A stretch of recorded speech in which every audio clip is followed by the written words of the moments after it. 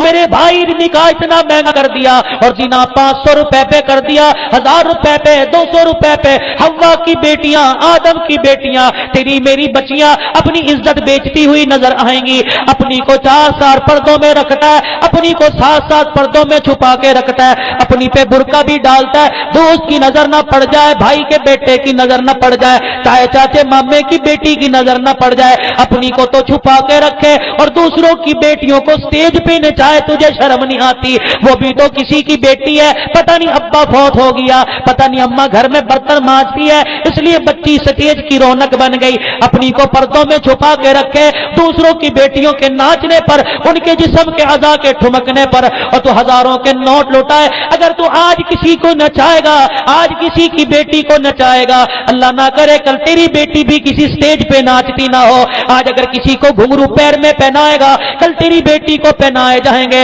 اگر آج کسی کو اپنے بستر پہ لے کے آئے گا، سن امام شافعی رحمت اللہ علیہ فرما گئے، فرمایا زنا ایک قرض ہے، اگر تو اس قرض کو لے گا، وصولی تیری ماں سے کی جائے گی، وصولی تیری بیٹی سے کی جائے گی، وصولی تیری بہن سے کی جائے گی۔ اگر آج کسی کی ماں بہن کو اپنے بستر پہ لائے گا، اللہ موت نہیں دے گا جب تک تیری ماں بہن کسی کے بستر پہ نہ چلی جائے۔ دوستو، اللہ کا نبی ہاتھ جوڑ کے کہہ گیا، 2 چیزوں کی ضمانت مجھے دے دو، جنت کی ضمانت مجھ سے لے لو، جو تمہارے جبڑوں کے درمیان ہے، جو تمہاری رانوں کے درمیان نفس ہے، اس کی ضمانت مجھے دے دو، اس کی حفاظت کرو گے، میں محمد اکیلا نہیں جاؤں گا، تمہیں ساتھ لے کے جنت میں جاؤں گا۔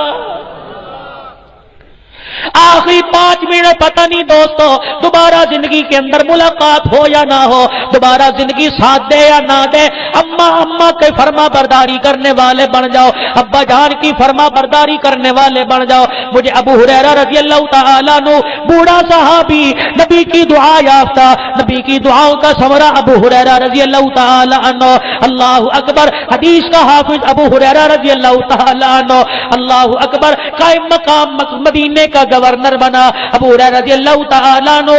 گورنر کی کرسی پہ صبح نہ آیا، بلکہ فجر کی نماز کے بعد مدینے کے باہر ایک مکان پہ جا کے کھڑا ہو گیا۔ بوڑھا صحابی ہے، سفید بال ہے، ہڈیوں کا ڈھانچہ ہے، دروازے پہ کھڑا ہو کے کہہ رہا ہے السلام علیکم ورحمۃ اللہ وبرکاتہ، میری اماں جان تجھ پر سلام ہو، اور میری اماں تیرا کیا حال ہے؟ صحابہ دیکھ رہے ہیں وہاں ابو ہریرہ بوڑھا ہو کے بھی ماں کا فرما بردار ہے۔ اندر سے آواز آتی ہے بیٹے جو لفظ تو نے مجھے کہے وہی لفظ اللہ تیرے مقدر میں کر دے۔ ابو ہریرہ فرماتے ہیں اماں تیرا کیا حال ہے؟ پھر ہاتھ اٹھا کے دروازے پہ کھڑا ہو کے بوڑھا ابو ہریرہ کہتا ہے رب ارحمہما کما ربیانی صغیرا،